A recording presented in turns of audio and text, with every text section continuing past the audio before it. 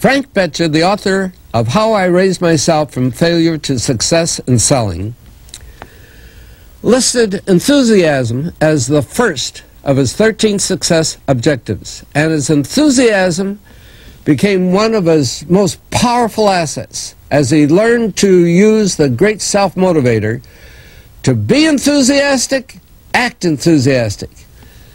As the eminent teacher and psychologist William James has so conclusively proved, the emotions are not immediately subject to reason, but they are always immediately subject to action. We can achieve nothing important until we have enthusiasm.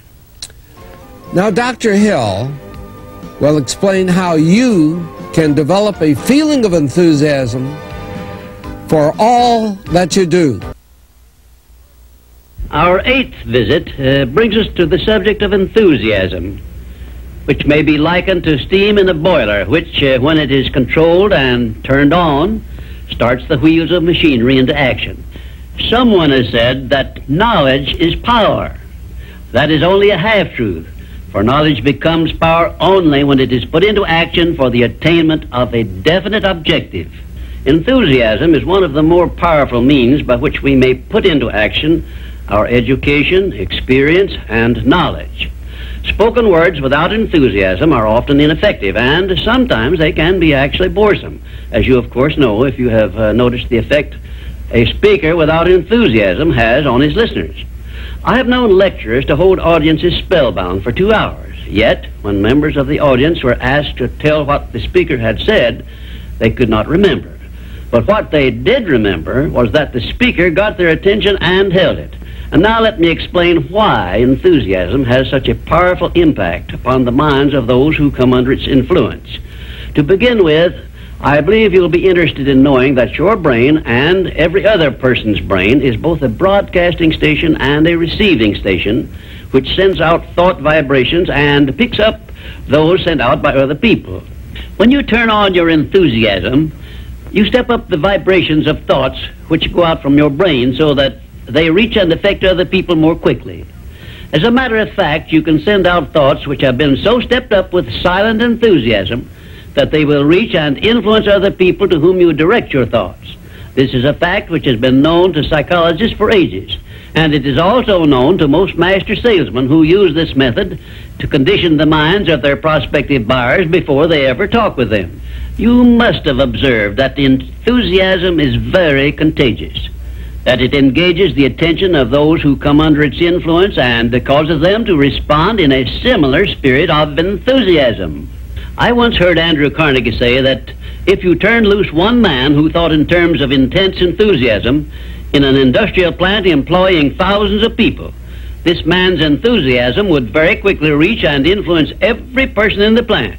And he said that it made not the slightest difference whether the enthusiasm was negative or positive, constructive or destructive. Then Mr. Carnegie went on to explain that in his selection of employees for promotion to bigger jobs, the first thing he looked for was a man's capacity to express himself in terms of intense enthusiasm. He said that enthusiasm is one of the most important traits necessary for leadership. The most successful lawyers are not necessarily those who know most about the legal profession, but they are those who know how to influence courts and juries with their belief in their cases and have a great capacity for expressing themselves with enthusiasm. When you are introduced to another person, you have a marvelous opportunity to sell yourself favorably to that person by the extent of the enthusiasm you express in accepting the introduction. When you shake hands with another person, you have also a fine opportunity to make a favorable impression by the warmth of enthusiasm you put into that handshake. If there is anything which leaves me flat and unfavorably impressed when I'm introduced, it's an extended hand which feels like a piece of cold ham and acknowledges the introduction with a cold, canned, pleased to meet you, with no signs of enthusiasm back of it. Now, right here, let me give you a brief course in salesmanship, which may be of value to you the remainder of your life.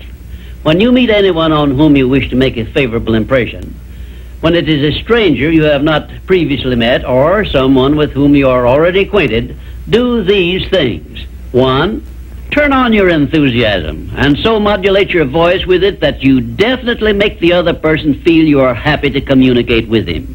2, when you shake his hand, take a firm grip on it and give it a quick, firm squeeze at the end of each word you express in your greetings.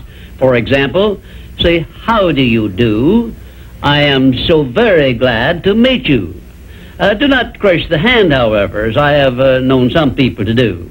3, then, if you begin the conversation, be sure that you direct it to some subject of interest to the other person. And 4, follow through by eagerly asking questions which will keep attention focused upon the other person.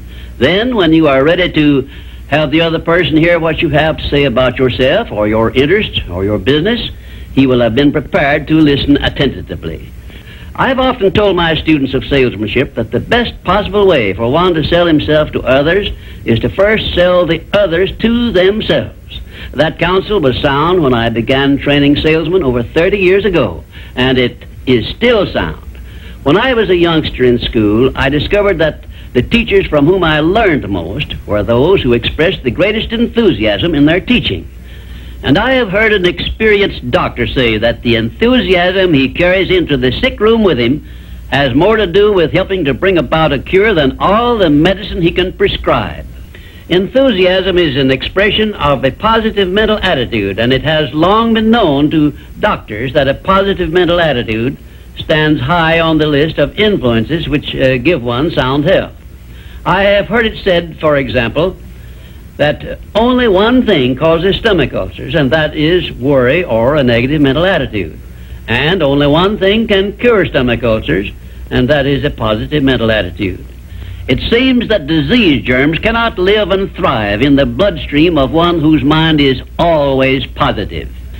I have still another very important observation concerning the power of enthusiasm, which I wish to give you. I have observed that prayers expressed with intense enthusiasm bring much quicker and more satisfactory results. Now, you can try this for yourself and be convinced. I began experimenting with this idea many years ago, and from my experiences, I gathered the information which caused me to change my method of prayer entirely. I now use the prayer I recommended to you on previous visits, with the gratifying results that I get quicker and more favorable action from my prayers than I did when I expressed them in a spirit which lacked enthusiasm. I suggest that a very practical way to begin learning to express yourself with enthusiasm will be to follow the habit of reading aloud for 10 minutes daily, putting all the enthusiasm at your command into your reading. You will be surprised in a short while at how much this will help you in speaking with enthusiasm in your ordinary conversations. I would suggest also that you adopt the habit of practicing enthusiasm in your conversations with your family and your business associates. Incidentally, this habit will make you more popular with those who are close to you.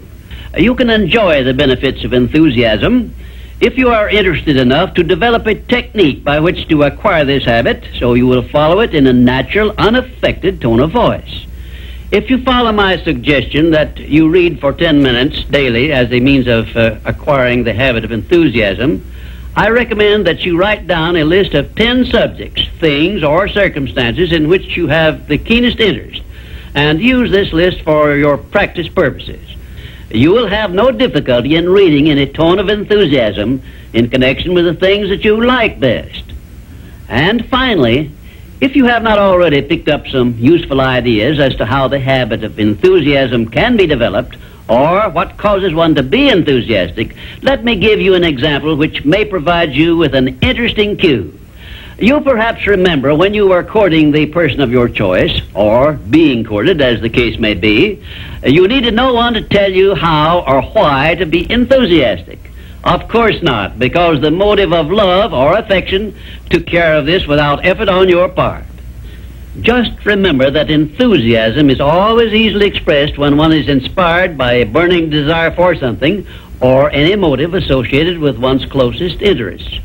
Where there is no motive, there is apt to be no enthusiasm. Remember also that the three basic motives which it has been said practically rule the world are: 1, the emotion of love; 2, the emotion of sex; 3, the desire for financial gain. A combination of all three of these motives, it has been claimed, can convert a mediocre person into a genius, and I leave the thought with you for consideration. And now, until our next visit, I ask that you try the habit of moving with enthusiasm in all of your daily work and see how much better you will feel.